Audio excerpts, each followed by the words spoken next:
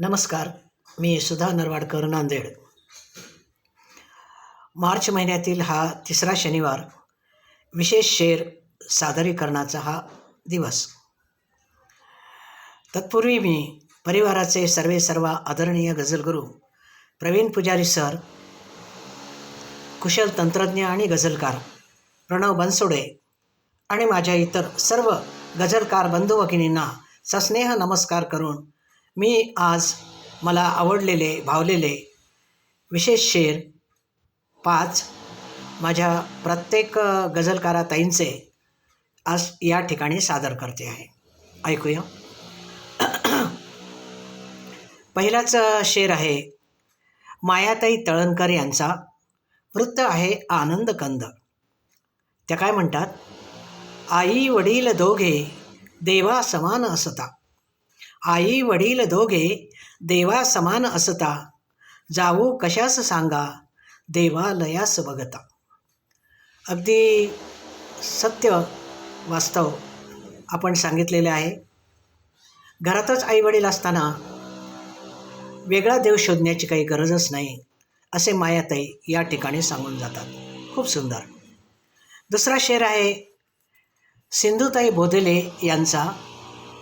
वृत्त आहे अनल ज्वाला.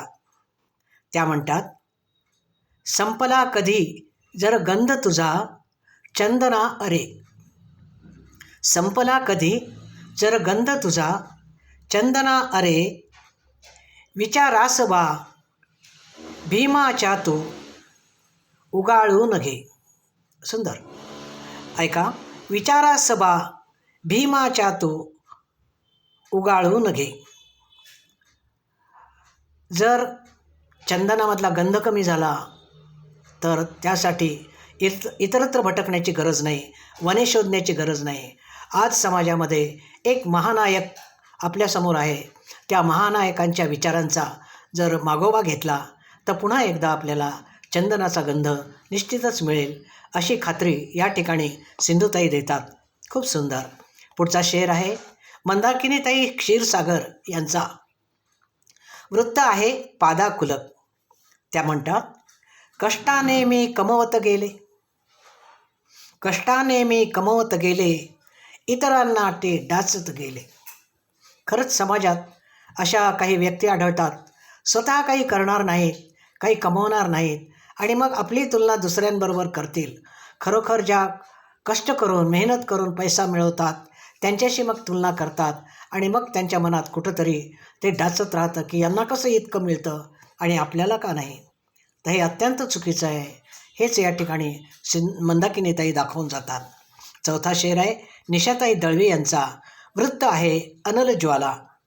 त्या म्हणतात, सौख्यात जसे समाधान अन शांती मिळते, सौख्यात जसे समाधान अन शांती मिळते, कशाला हवी कुरगोडी ती झलक निराळे.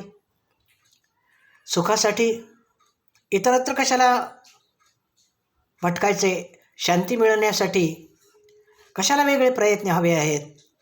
तर तुम्हाला घरातच जर सुख आणि समाधान असेल तर ती शांती तुम्हाला इथेच भेटते. त्यासाठी वेगळे प्रयास घेण्याची, कष्ट करण्याची काहीच आवश्यकता नाही. सुंदर शेर.